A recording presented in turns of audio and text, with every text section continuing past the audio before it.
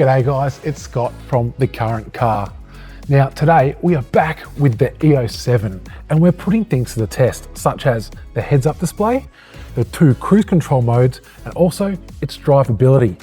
I can't wait to show you this one. We're gonna have some fun. Now there's a couple of things I forgot to mention in my last review, and that is that when you close the door, the steering wheel comes up, the car moves to greet you, and you get moved into your safe position. Now also, a big comfort in this car is the zero gravity seats for the driver. So you press a button on the side and then you just get pushed back like this so you can relax. And look at that, zero gravity seat right now. So chuck on the massage and away I go, actually. I'm quite tired. What the heck? What the heck? Look at the video film. Wake up! Oh, wake up, man! Oh, what are you doing? What just happened? Jeez. Anyway, let's get on the road. So for the heads-up display, it has a lot of information that helps you not take your eyes off the road to look at this screen. You've got on the left, I'm going to say like 3D representation of the sensors around the car, the LiDAR, the cameras, everything like that. Trucks, cars in front of you, the sensors at the back, all these different things that help you visualize where your car is in 3D space. Next to that, you have steering wheel controls, which help in the cruise control modes. If you don't set a max speed, then it will just keep climbing up and down to the speed that's on the speedo. Then you have your digital speedo in the middle. Speed, that is obviously picked up by the cameras while you're driving. Then on the top right, you have your automatic lights, your lane assist, whether you want it on or off. I keep mine off, but it does kick in every now and then on the far right icon when there is a lane issue or it thinks I'm drifting too far away. So that is handy to have. And yeah, like you can see it now, it's lit up green. So it's very aware that I'm within the lane, ready to stay in the middle. As for everything else, it comes up with a caller ID if your phone is connected to it, just underneath those 4 or 3 icons.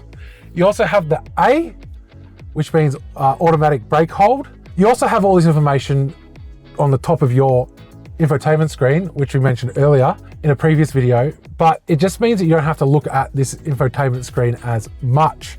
Now, what isn't on the heads-up display is the battery percentage, which in the S07 it does have, and I'm a little bit, like to see some battery percentage in there.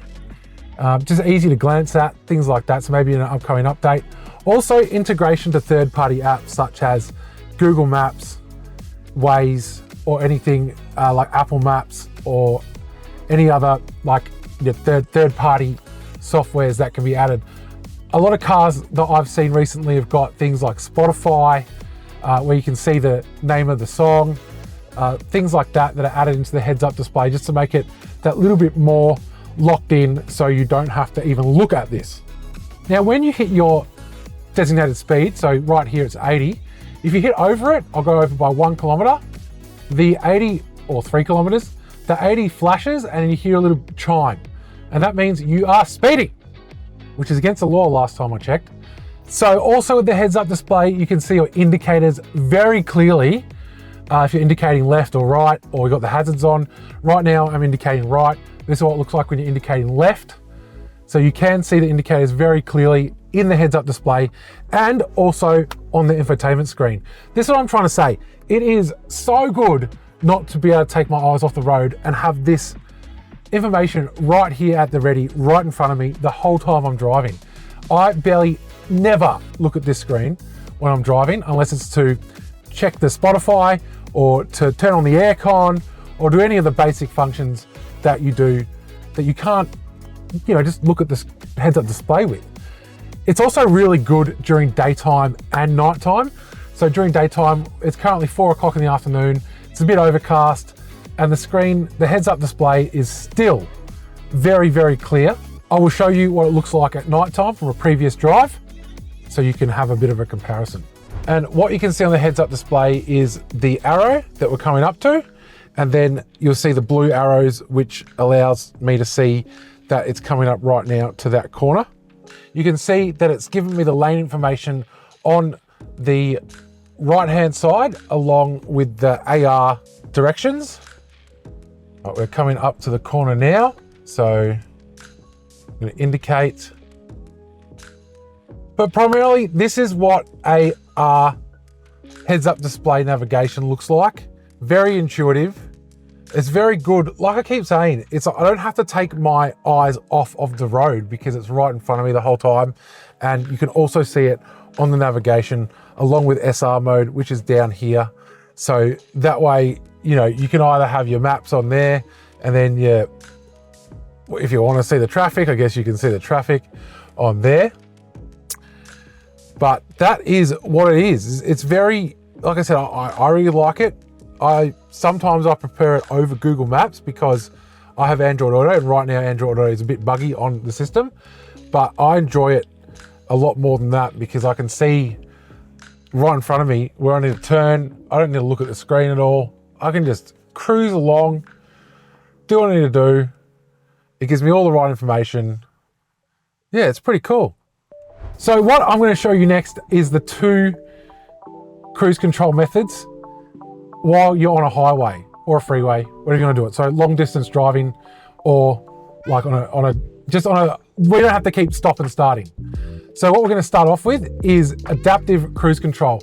To get into those settings, you go into IntelliDrive and you click adaptive cruise control.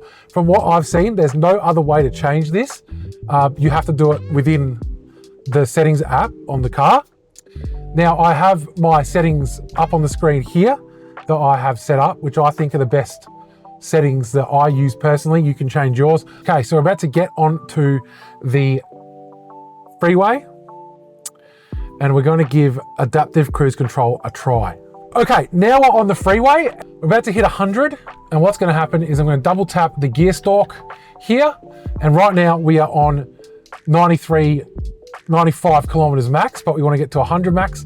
So we turn this little knob here to bump it up to 100 max. It's 100 max on the heads-up display too. Or you might want to sit at 99 to be safe. This isn't going to drive for you, so you are in control of the driving, the steering. As you can see, I'm moving around a little bit. What this is going to do is it's going to adaptively brake and watch for cars in front. Now, to see what the cameras see in full detail, you go to your map screen and you type in SR, you put in the SR mode at the bottom corner there. And now what we can see is we can see everything I'm looking at in the heads-up display. So we're cruising at 98 and we are slowing down because of the Rexy in front of me decided to cut someone off, and we're fully slowing down, but we're still keeping the car center, obviously, because that's what it does. So as you can see here, max 99, speed limit's 100. It's locked the car in front of us, and it's sort of tracking that with the gauge I gave it. Now I think I'm on 3 cars apart. I was on 2 cars apart. So I'm giving it, I'm going to say 2 car leeway. And you can change your leeway distance by pressing, again, this button to left or right. We're slowing right down. My foot has not touched the brake or the accelerator since we've been on the freeway. All around, pretty comfortable. Like I said, I've given it a car leeway, so we are keeping a pretty good distance from the car in front. Now it's picking up speed, and we haven't hit over the 100 kilometer mark. Now, as you can see, I'm still driving, I'm still controlling the steering wheel, but not the acceleration or braking, because that is, the car is doing that for me. Now, if I was to merge in this mode, obviously I've got a car in front of me right now, on the side of me right now, so I can't merge, and I can just slip on in here, and then it started tracking the car in front of me. So that is just your normal cruise control, as if it would be in any other car, except this does the braking and the accelerating for you, which is really good to know if you just want to cruise along and you want to have full control. I don't know why it keeps doing that. As you can see, we're slowing right down now to almost a complete stop because of traffic on the M11, and I don't even need to touch. Like I said, I'm slowing down, we're slowing right down, and I'm not even touching the braking. But next, we're going to do integrated adaptive cruise control, where it actually steers for you. So I'm pretty keen to show you. I remember this is on freeway driving. So let's get onto the other side of the freeway and do integrated adaptive cruise control. Just waiting for the light to turn green. Now we're going to put on the IACC and see how it goes. Once again, changing this in the settings and then double tapping on the stalk. Here we go. So we've got a 2-car laneway. Now that this is on, we're going to pump up the speed to 100. Now these little arrows on the steering wheel appear on the heads-up display and on the screen, means that you can merge into a lane if you want to. So it's warning me to steer the wheel. As you can see, we are locked on to this road right now. But right now, we seem to be sitting exactly at 100. We're locked on the lane. The only time I'm touching the steering wheel is when it warns me on the screen. Now I'm going to merge over to, there we go. We're going to merge over to the right. Let's see how it goes. It says it's free. And we have merged successfully. Once again, the car is keeping the distance between the car in front of me and the other car. I haven't done this, but I want to know what it's like if I was to do. All right, so it can see there's another car in the lane next to you if you wanted to do that. So it cancelled the lane change, which is good. Safety first, people. And we are locked on. We are cruising. No, look at this. My feet are here. My hands are here. I'm just gently touching the steering wheel when it wants me to, as it said now. And we're going the speed limit. We're chilling out. We're doing some really good highway driving. I like it. As for the drive, as you can see, I'm fully relaxed. I could even put my seat down if I wanted to, and just, you know, the car can do the rest. And yeah, nice. I wouldn't recommend that, no. But what I'm trying to get at is it drives like it's on a cloud. With the adaptive suspension set to your liking, then this is the smoothest drive I've had. Comfortable seats. It's got the lumbar support at the back and also the thigh support for the driver right here if they want it. It's just a beautiful car to drive. It's so quiet, as you can hear. Yeah, there's not much else I could really say about it other than it's just phenomenal. It's the best car I think I've ever driven, and it's the way it glides across the road, I'm going to say. So it's picked up the speed limit to 80. It's automatically changed that speed limit. As you can see, we are now dropping to 80. I haven't had to do anything. My leg has not changed. The only thing it doesn't do is read traffic lights. So we haven't hit full self-driving yet, but I think we're on the way to it soon. So again, I want to turn into there. Yep.